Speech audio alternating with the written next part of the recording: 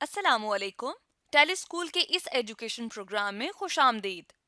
یہ programme T V پر حکومت پاکستان اور سبق فاؤنڈیشن کی شراکت سے پیش کیا جا رہا ہے. اس کے لیسنز پاکستان کے تمام تعلیمی بورڈ بشمول کیمبرج کے سلیبس کے مطابق تیار کیے گئے ہیں، جس میں ایجوکیشن کانٹینٹ سبق فاؤنڈیشن پرووائڈ کر رہی ہے. سبق فاؤنڈیشن کی ویب سائٹ sabak.pk پر KG سے 12ویں جماعت تک ویڈیوز اور پریکٹس ٹیسٹ بالکل مفت دستیاب ہیں. آج کے انگلش لیسن میں انگلش گرامر میں سے نریشن کے ٹاپک کو کور کیا جائے گا. یہ ٹاپک پاکستان کے تمام تعلیمی بورڈز اور کیمبرج میں کلاس 12 کے کورس کے اندر موجود ہے. اس ویڈیو لیکچر کی مدد سے جو مقصد ہم حاصل کر سکیں گے وہ یہ ہے کہ آپ سیکھ سکیں گے پہچان اور استعمال ڈائریکٹ اینڈ انڈائریکٹ نریشن کا.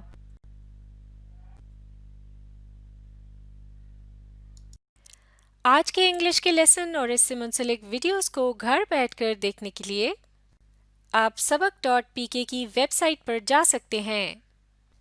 یہاں پر تمام بورڈز کی 9ویں سے 12ویں جماعت تک انگلش کے سارے ٹاپکس پر ویڈیوز اور پریکٹس ٹیسٹس بالکل مفت موجود ہیں.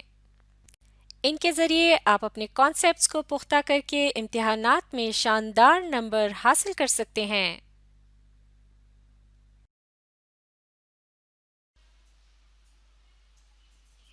اس ویڈیو میں ہم ڈائریکٹ اور انڈائریکٹ نریشن کے متعلق پڑھیں گے.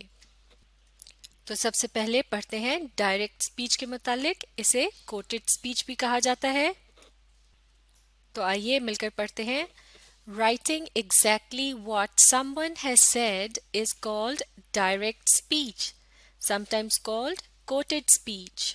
یعنی جب آپ بالکل وہی بات لکھتے ہیں جو کہ کسی نے کہی ہوتی ہے تو اسے کہتے ہیں ڈائریکٹ اسپیچ یا پھر کوٹڈ اسپیچ.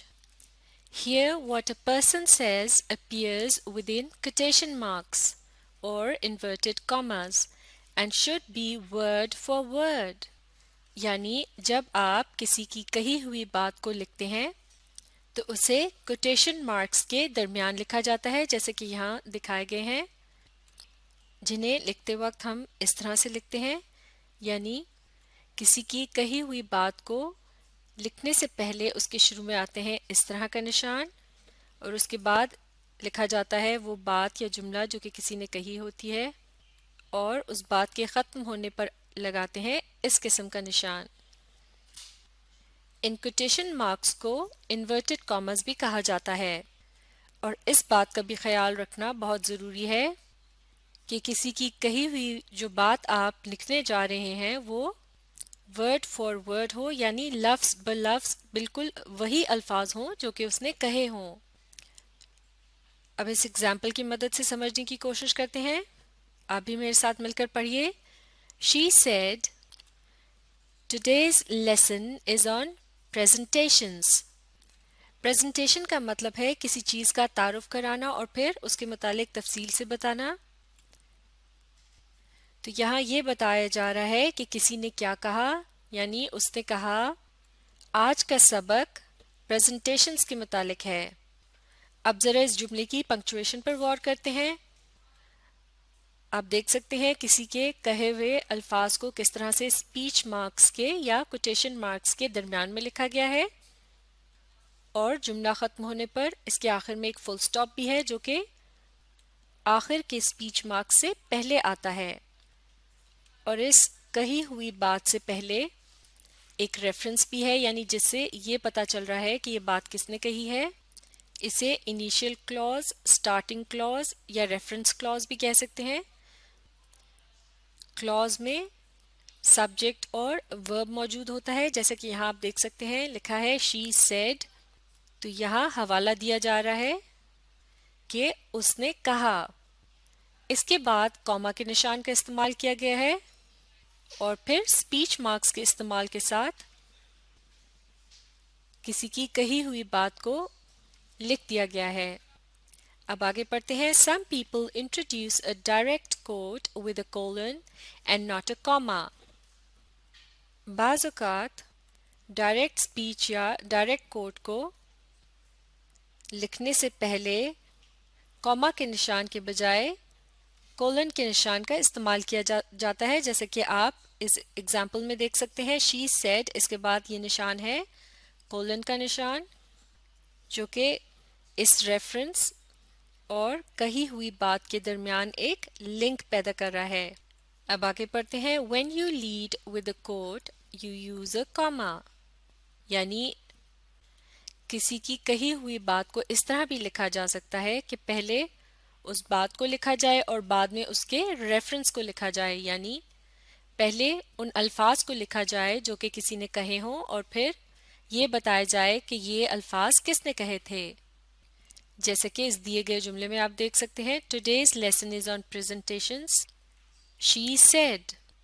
اب کی بار ریفرنس بعد میں آ رہا ہے اور یہاں کہی ہوئی بات کے ختم ہونے پر فل سٹاپ کے نشان کے بجائے کاما کا نشان ہے، کیونکہ باقی کا جملہ اس کے بعد مکمل ہو رہا ہے اور پھر ریفرنس کے بعد آخر میں ایک فل سٹاپ لگا دیا گیا ہے. تو اس کا مطلب یہ ہوا کہ جب ریفرنس کو شروع میں لکھا جاتا ہے تو اس کے بعد اسپیچ مارکس کے شروع ہونے سے پہلے کاما یا کولن کے نشان کا استعمال کیا جا سکتا ہے، یعنی ان دونوں میں سے کسی ایک نشان کا استعمال کیا جاتا ہے. لیکن اگر ریفرنس کو اسپیچ کے بعد لکھا جائے، یعنی کہی ہوئی بات کے بعد لکھا جائے، تو اسپیچ مارک کے ختم ہونے پر اور ریفرنس کے درمیان کسی بھی پنکچویشن مارک کی ضرورت نہیں ہوتی، لیکن اسپیچ مارک کے نشان سے پہلے کوئی نہ کوئی پنکچویشن کا نشان لگایا جاتا ہے. جیسے کہ اگر کہی ہوئی بات ایک سوال ہو تو اس کے آخر میں ایک سوالیہ نشان بھی آ سکتا ہے، یا پھر اگر کوئی کسی بات کو بہت زور دے کر کہہ رہا ہے تو اس کے آخر میں ایک ایکسکلیمیشن مارک بھی آ سکتا ہے. لیکن اگر یہ ایک سمپل سا سینٹنس ہو تو اس کے آخر میں ایک کاما کا نشان لگایا جائے گا، اس کے بعد اسپیچ مارکس کلوزڈ اور پھر ریفرنس کو لکھا جاتا ہے اور آخر میں جملے کے آتا ہے فل سٹاپ. جملے کے پہلے آنے والے اسپیچ مارکس کو اسپیچ مارکس اوپن بھی کہا جا سکتا ہے. اسی طرح سے جملے کے آخر میں آنے والے اسپیچ مارکس کو اسپیچ مارکس کلوزڈ بھی کہا جاتا ہے. اس کے علاوہ ایک اور خاص بات ہے جس کا خیال رکھنا بہت ضروری ہے. جب اسپیچ مارکس میں کوئی بات لکھی جاتی ہے تو اس کا سب سے پہلا لیٹر ہمیشہ کیپٹل سے شروع ہوتا ہے. اب آگے پڑھتے ہیں. We use the same rules to report what people have written or thought. تو اسی طرح سے اگر آپ ہو بہو وہی الفاظ لکھنا چاہ رہے ہوں جو کہ کسی نے لکھے ہوں یا پھر سوچے ہوں تو ان کے متعلق بھی بالکل یہی رولز لاگو ہوتے ہیں.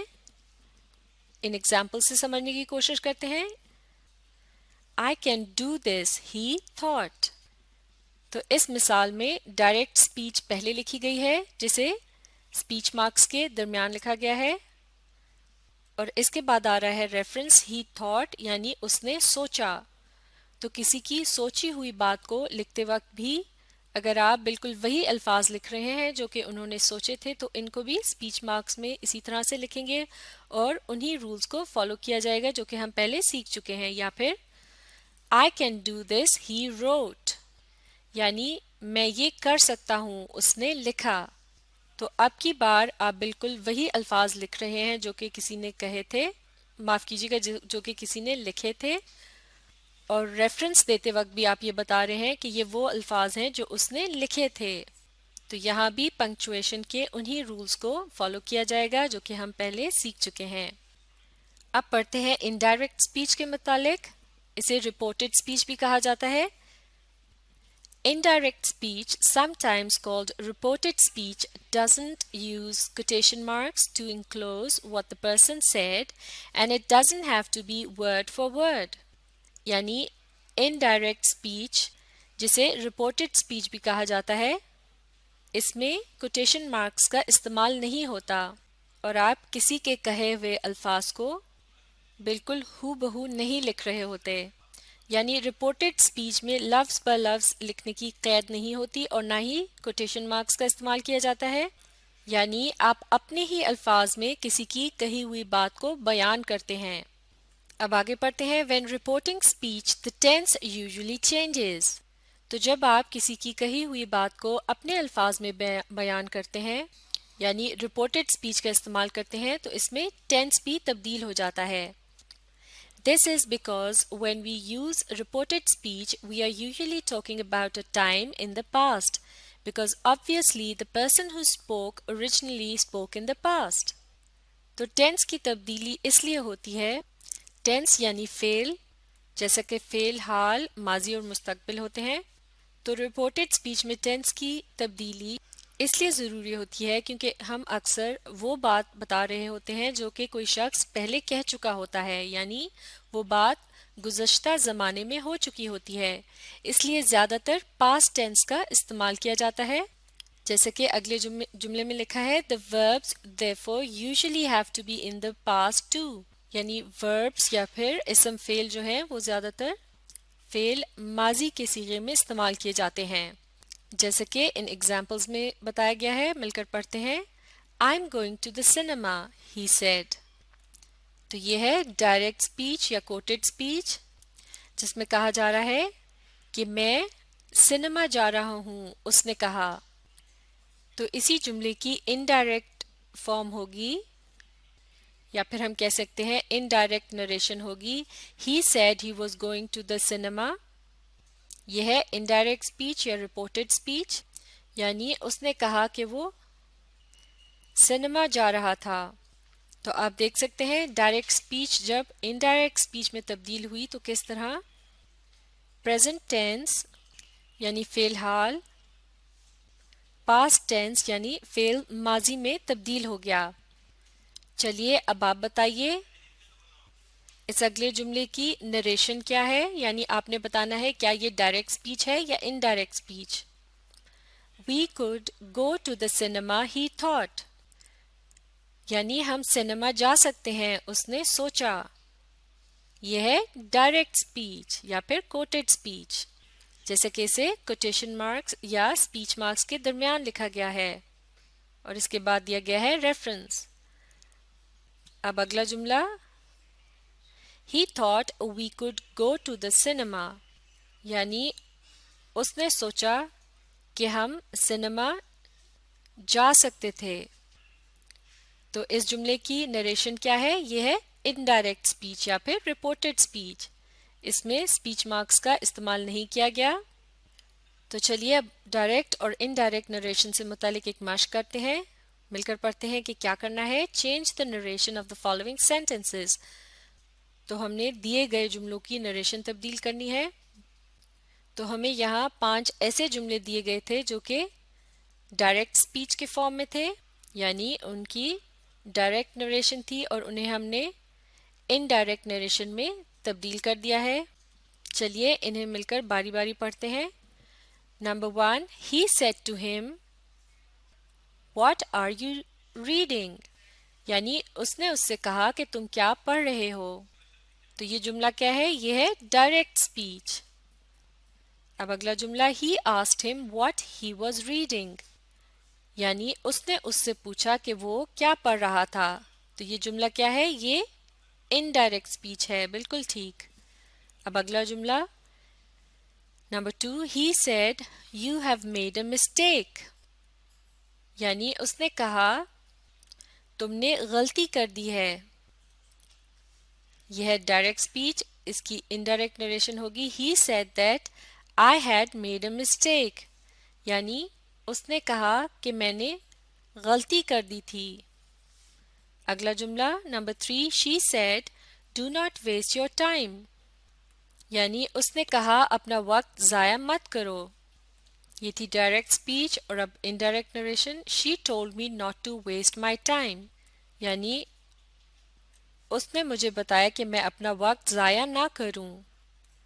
Number 4 He said to me will you watch the drama tonight، یعنی اس نے مجھ سے کہا کیا تم آج رات ڈرامہ دیکھو گے.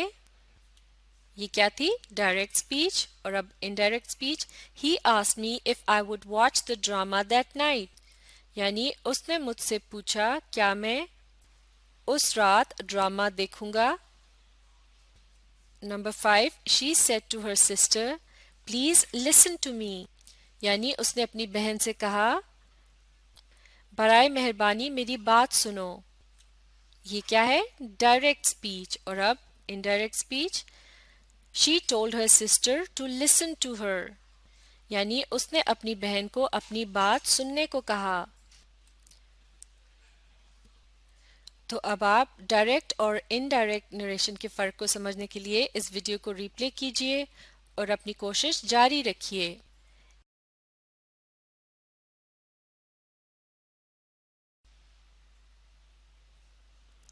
اس سے پہلے ہم ڈائریکٹ اور انڈائریکٹ اسپیچ کے فرق کے متعلق ڈسکس کر چکے ہیں. جب لفظ پر لفظ کسی کے الفاظ کو لکھا جاتا ہے تو وہ ہوتی ہے ڈائریکٹ اسپیچ، لیکن جب ہم اسی بات کو اپنے الفاظ میں ادا کرتے ہیں تو وہ ہوتی ہے انڈائریکٹ اسپیچ یا رپورٹڈ اسپیچ. تو اس ویڈیو میں ہم رپورٹڈ اسپیچ کے رولز یعنی اصول و ضوابط کے متعلق پڑھیں گے.